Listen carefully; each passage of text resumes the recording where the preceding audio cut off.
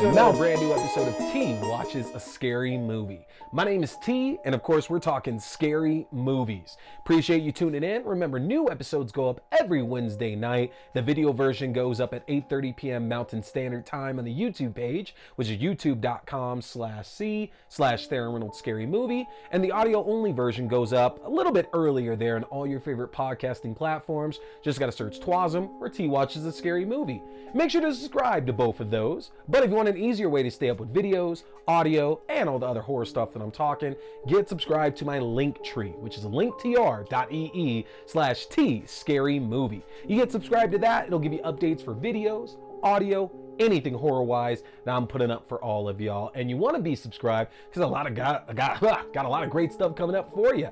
I got my review tonight is for Pet Semetary Bloodlines, but I'm also going to be talking about Totally Killer and VHS 85 very soon as well too. So get subscribed so you can stay up to date with what I'm going to be talking about. So let's not waste any time. Let's get right into our review tonight. We're talking Pet Semetary Bloodlines. Now, if you saw, a few years back in 2019, they actually rebooted the Pet Semetary franchise. So if you saw the old one, told the story of Louis Creed and his family moving to the town of Ludlow, Maine, and finding out that Ludlow happens to have a burial ground to where if you bury something dead, it comes back. But it might not come back just the way that you remember it. I'll be honest, was never the biggest fan of the original Pet Semetary, and honestly, I didn't really like the remake that much either. It's crazy. I did a double feature with the remake, and I saw that and The Curse of La Llorona in the same night.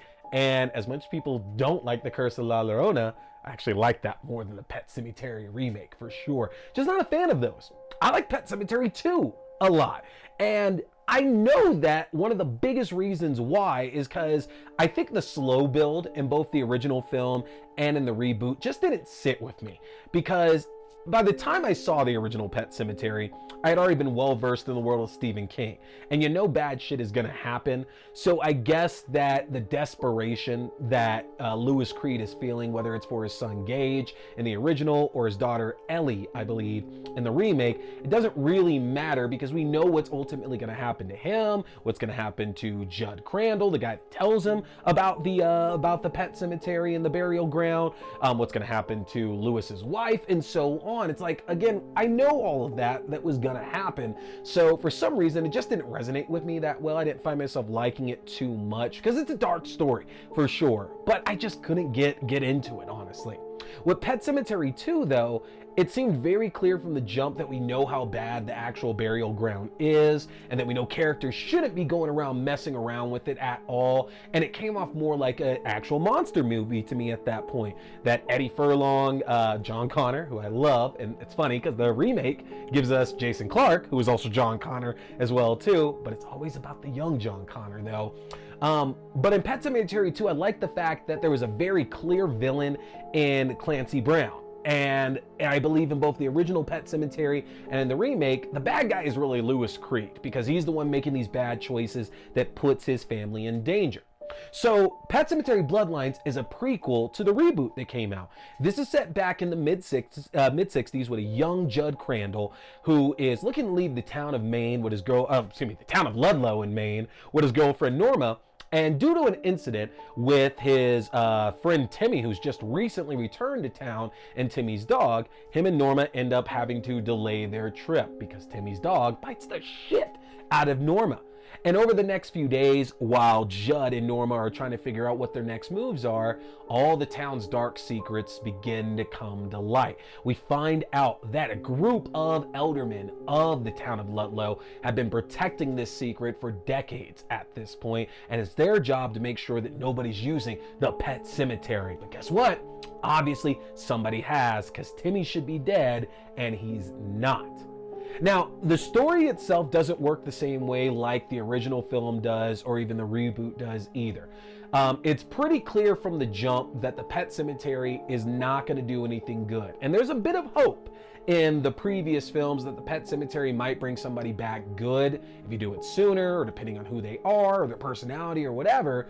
But Pet Semetary Bloodlines is basically giving you the idea that you should have from the jump that there's no way to do that at all. You go in that Pet Semetary and come back, you are going to be fucking insane at that point. And that's really what the movie is seeing Timmy's slow progression, and it's not that slow, but seeing his progression into madness and how that ends up involving the entire town. It's a bloody, visceral, brutal affair. And I didn't know what to expect from this because me not being a big fan of the Pet Semetary franchise, I wasn't really looking forward to a direct-to-streaming prequel for it. And y'all, I'm not prejudging anything at this point anymore when it comes to that, because I'm gonna be honest here. I really did like this movie a hell of a lot, honestly. I don't know if it's a case of I was comparing it to the other Pet Semetary films and I thought this one was way more interesting than those other ones, but I think a bigger part is that it just fell in line more with Pet Semetary 2. That it doesn't really insult our knowledge at that point, doesn't insult our thinking. We know what's kind of going to happen at this point, and it's just a question here of what is Jud and the rest of the town of Ludlow going to do about this big problem that's at their doorstep. I thought it was great that we got a chance to see multiple people this time brought back in the Pet Semetary as well, to make it very, very clear that this is a terrible, terrible idea. And I like the idea of using the extended cast to really flesh out this story, because it goes back to the origins of Ludlow, Maine, and how they found out about the Pet Semetary in the first place, and just the evil that has befallen this town for hundreds of years at this point.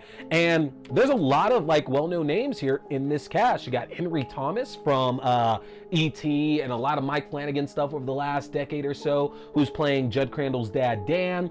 You have Samantha Mathis, which is playing Mrs. Crandall, Kathy. Pam Greer's in it. David Duchovny's in it as well, too. I mean, it's a really, really good cast. And I know I remember seeing and hearing a lot of people being really worried that, Pam Greer and David Duchovny don't get used all that well. And I will say that Henry Thomas is used the best out of all of these names that we know. And he really does shine in this as well, too, in a way that was really cool to see a guy like him get to play a role like this too. But Pam Grier doesn't get too much to do. David Duchovny gets to do some emotional work, but it's really more so, we're talking about the established names. Henry Thomas is the one who really gets to shine here. And I love the fact that they make it a direct callback that you gotta stop using that "sometimes dead is better" line. I'm not gonna spoil anything at all, but it seems bad things happen when people decide to use that line, and I love that callback. What I didn't like as much was all their imagery with the trucks, because it's like they're trying to make sure you remember that Pet Semetary basically gets going because a kid of the Creeds gets hit by an 18-wheeler, and that's what starts this whole scandal that's going on in the town. And Pet Semetary Bloodlines doesn't waste a chance to give you that. I think if you're looking for a downside here, those of y'all who did like the original Pet Semetary films, this is not as deep as that, because it being a prequel locks you very much into where the story can go with this. We know Jud can't die. We know Jud can't get away from the town of Ludlow at all. So it's a question of what's going to happen in the events over the next few days that's going to end up taking him from here to the original film at that point. And I think it does a good job with it. If anything, Pet Semetary Bloodlines actually makes the case for why there might be more prequels that make sense for this series, because there's an interesting story even going back before Jud Crandall's time that might be able to be told. Clearly what's happening with Timmy in this story isn't the first time that this has gone down. And so maybe similar like the Fear Street series, there's a chance to do more movies that go back before Jud's time to show us, maybe his dad, Dan, and what him and the other eldermen had to deal with in the previous, decades and hundreds of years with the Pet Semetary as well. I don't know. But the one thing you're not going to be losing here is the blood, the violence, and the brutality. Folks get messed up in this film. Skin gets ripped off. Guts are out, even if that happens a little too much at that time. People get hit with axes. There's dog attacks in it. This will absolutely have the violence and the brutality you're looking for. It's just a question of whether or not that's up your alley. I had to look away a few times myself. But I feel that this is a strong addition to the Pet Semetary franchise. If you're like me and you're a big fan of Pet Semetary 2, you're going to find so much in this story to really, really enjoy. But if you're a fan of the original film or even the reboot, this might not sit right with you. A lot of people are out there right now saying some bad things, but this is honestly a really, really fun movie. And if you're looking just for something to pass the time in the Halloween season, you got to check this one out here for sure, folks. So, This is available on Paramount Plus right now. Take the time to go and watch Pet Semetary Bloodlines and let me know after you checked it out what you thought of it, okay? Does it fall more in line with the original film, with the reboot that came out? Or do you see what I'm saying? It kind of goes hand in hand with Pet Semetary 2. Check it out and get back to me and let me know your thoughts about it. That's going to do it for me tonight, folks. A quick short one here for you just because I'm going to be doing a lot of reviews for you guys this week here. So I appreciate you tuning in. Hit that subscribe button just so you can come back and see my reviews for Totally Killer and VHS 85, which are going to be coming very, very soon for all of you. Go support horror. Go see Saw X. Go see The Exorcist Believer. Go watch this. Go watch Totally Killer. Go watch VHS 85. Watch whatever, folks. We're in the perfect season for it. Get your scary movies on. But my name is T. We've been talking scary movies. Stay scared, y'all. Hey everybody, I appreciate you tuning in for another brand new episode, movie review, game review, whatever it is now at this point. Don't forget, you want to get subscribed to my official channel so you can stay up to date for when I'm dropping new episodes, reviews, news, whatever it is. The best way to do that is get subscribed to my link tree. That's going to be linktr.ee/tscarymovie. Again, linktr.ee/tscarymovie. That'll keep you up to date with new videos, podcast links for the audio-only version, as well as my letterbox where you can find written reviews. Get subscribed, and don't forget, keep watching scary movies, folks. Stay scared.